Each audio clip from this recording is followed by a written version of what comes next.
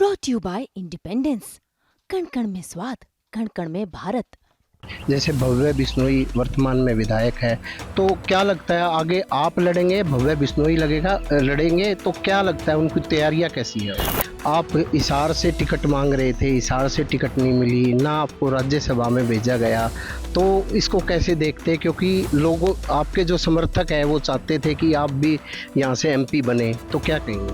नहीं, देखिए, मैं कभी किसी पद का लालची नहीं रहा। देखिए, पहली बात तो सरकार कांग्रेस की बनने का मैं नहीं समझता दूर दूर तक कोई भी चांस है। जनता इस बात को समझती है कि 4.5 साल दिखे नहीं, और चुनाव के बाद फिर 4.5 साल फिर नहीं दिखने वाले। चुनावों की घोषणा हो चुकी है, ऐसे में सभी जो आवेदन करता है, जो पार्टी के प्रत्याशी हैं, जो भी है अब अपनी तैयारियों को लेकर लगे हुए। तो ऐसे में हमारे साथ पूर्व सांसद हैं कुलदीप बिश्नोई, साथ के साथ चुनाव प्रबंधन कमेटी के जो सदस्य हैं, इन्होंने एक मीटिंग भी ली है। सर, सबसे पहले ये बताएं कि जो आपने एक मीटिंग ली है चुनाव प्रबंधन समिति की, जो रोहतक में मीटिंग हुई, उसमें किस तरह का फैसला हुआ है? भाजपा किस तरीके से काम करेगी? देखिए, हम तो भारतीय जनता पार्टी और हम लोग तो हमेशा तैयार रहते हैं, लेकिन ये थोड़ा टेक्निकल ड्यूटियां लगाने की बात थी कि भाई कौन सोशल मीडिया देखेगा, कौन और चीज़ें देखेगा। वो ये अंदर की बात तो बता सकता नहीं मैं, लेकिन मेरा ड्यूटियां लगाने की बात थी और कैसे घर घर पहुंचने की बात है, लोगों तक जन हितैषी नीतियां जो मोदी जी की थी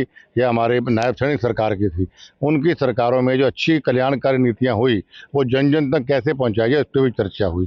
और खुशी की बात यह है कि लोगों में बड़ा ज़बरदस्त उत्साह था कार्यकर्ताओं के अंदर, कि वह उत्साह तभी होता है जब कोई अच्छे संकेत लोगों को गाँव में, शहरों में दिखते हैं।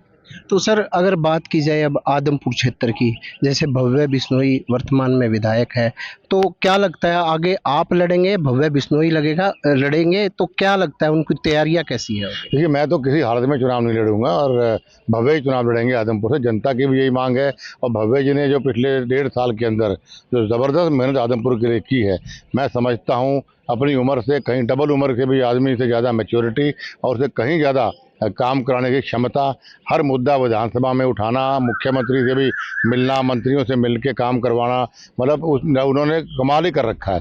तो चुनाव भव्य लड़ेंगे और वैसे बेसिकली चुनाव तो आदमपुर लड़ता है और हम तो सिर्फ एक चेहरे के रूप में बीच में जाते हैं। सर, विपक्ष का ये कहना है कि आदमपुर क्षेत्र में जो 700-800 करोड़ रुपए लगे हैं वो विकास नहीं दिखता, ढाणियों में लाइट नहीं है और रोड नहीं बने हुए ढाणियों में, तो कई तरह की जो समस्याएं हैं, पानी की है, तो कैसे देखते हैं जो 800 करोड़ रुपया लगा है वो क्या क्या प्रोजेक्ट के लिए लगा है? देखिए, पहली बात तो जिन लोगों को 800 करोड़ रुपये लगा हुआ नहीं दिख रहा, अगर उनको ये दिखाई नहीं दे रहा है तो उन्हें अपने दिमाग का इलाज कराना चाहिए।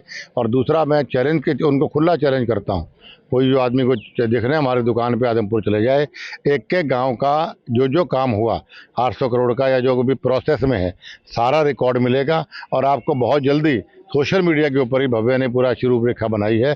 सारा काम पारदर्शिता से हम सोशल मीडिया पे डाल रहे हैं कि क्या क्या काम हुआ है। लेकिन एक बात ज़रूर है, देखिए, सारे काम सब हल्कों में, आज अमेरिका के अंदर भी सारे काम सबके नहीं हो सकते। हम प्रयास करते हैं और भव्य को समय भी कम मिला, अगर पूरे 5 साल मिलते तो शायद हम सारे ही काम कर देते। लेकिन फिर नवंबर 2022 के अंदर वो विधायक बने और उसके बाद 2 महीने लोकसभा की आचार संहिता लग गई, तो उनको मिला ही सिर्फ 1.5 साल है। और 1.5 साल के अंदर उस नौजवान भव्य बिश्नोई जी ने 800 करोड़ रुपए सरकार से ला के एक कीर्तिमान साबित किया है। मैं खुद भी विधायक 4 बार रहा हूँ, भजन लाल जी भी रहे हैं।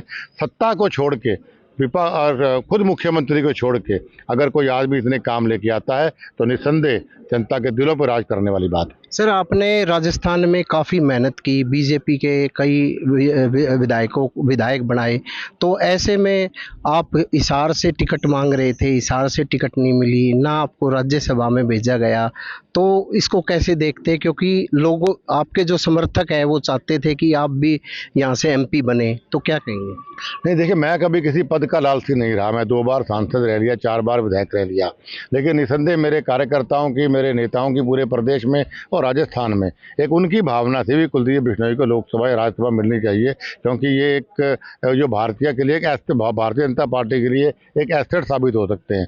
उसमें कहीं न कहीं मैं समझता हूँ पार्टी से चूक हुई है, लेकिन मेरी फिर भी अपने कार्यकर्ताओं से यही प्रार्थना है कि भाई हमें किसी प्रकार का गुस्सा नहीं रखना, हमें भारतीय जनता पार्टी के लिए काम करना है। सर अभी जो विधानसभा चुनाव होंगे तो आपने भी एक अपने अलग से कुछ 10 सीटें मांगी है जो अपने लोगों के लिए जो नहीं, मैं कितनी मांगी तो मैं नहीं बता सकता, लेकिन अच्छे खासे कार्यकर्ताओं के नाम मैंने उनको लिख के भिजवाए हैं।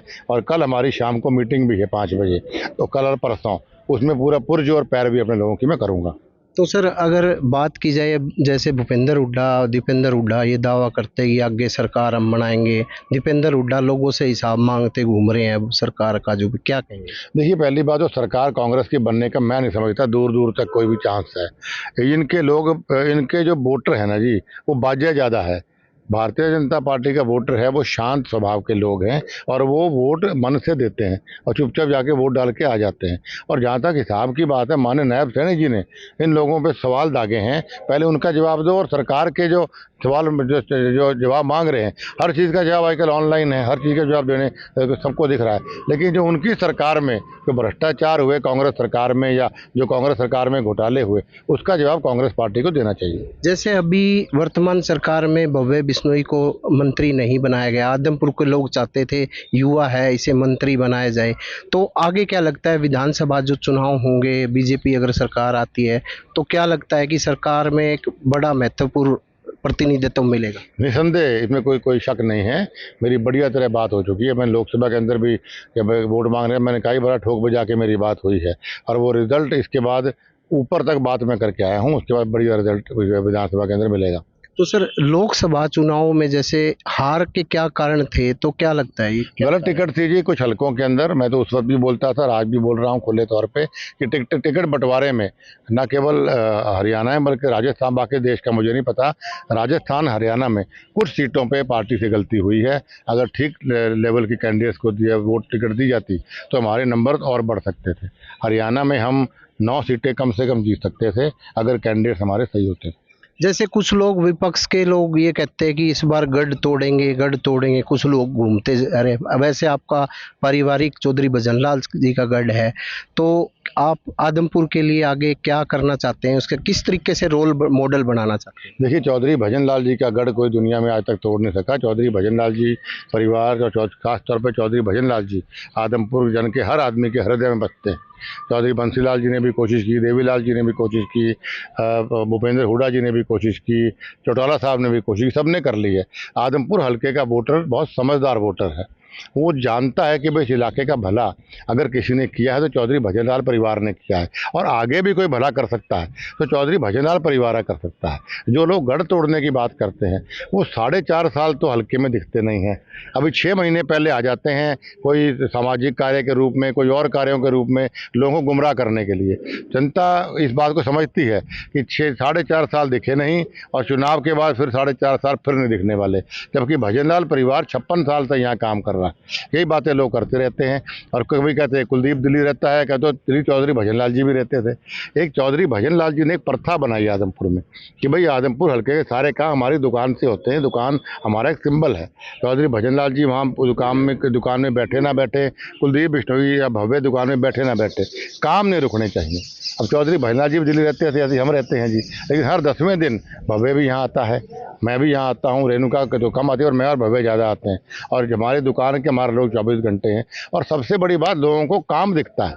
जैसे मैंने कहा, आदमपुर हल्के की जनता हमारे परिवार है, कुछ हो जाए हम क्या बिगड़ना ही पड़े, परिवार को कभी हमने नीचे नहीं देखने दिया। तो हमने, हमारा काम दिखता है, हमारा विश्वास दिखता है 56 साल का, कि हमने जो कहा वो किया, जो लोगों ने मांग करी वो हमने पूरे करने का प्रयास किया। लेकिन अभी भी काफ़ी काम बाकी हैं, क्या वो रोज़गार के हैं, कुछ बिजली के हैं, कुछ खाड़ों के हैं, वो काम अभी हमारे पाइपलाइन में हैं।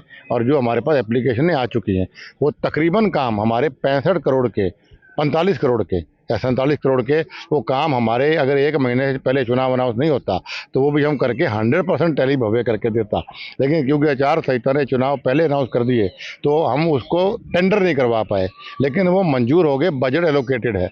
अब हमारी सरकार में बने ना बने, सरकार तो वैसे बढ़ेगी 100%, तो वो काम रुक नहीं सकते। कुलदीप बिश्नोई चाहे तो भी नहीं रोक सकता, तो हमारी टैली 100% है। सर अगर बात की जाए नलवा हल्का की और हांसी हल्के की, क्योंकि वहाँ रेणुका जी भी विधायक रही हैं, तो क्या लगता है इन क्षेत्रों में भी कहीं ना कहीं किसी आपके व्यक्ति को यहाँ टिकट मिल सकती है? देखिए, हमारे परिवार में भव्य के अलावा और दूड़ाराम जी के अलावा कोई और चुनाव लड़ेगा नहीं, और ऑफ कोर्स रणधीर के लिए पूरा जोर लगाऊंगा मैं टिकट के लिए। ये भी हमारे परिवार का सदस्य है। जहाँ तक मेरा सवाल है या रेणुका का सवाल है, मैं साफ करना चाहता हूँ, किसी हालत में मैं और रेणुका जी चुनाव लड़ेंगे नहीं।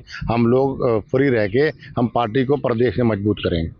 जी, ये थे पूर्व सांसद कुलदीप बिश्नोई। इनका साफ तौर से कहना था आदमपुर जो चुनाव की तैयारियां पूरी है, और जो आगे इन्होंने योजनाएं बनाई हैं करोड़ों रुपए के, आगे वो भी विकास कार्य करवाए जाएंगे। प्रवीण कुमार, हिसार।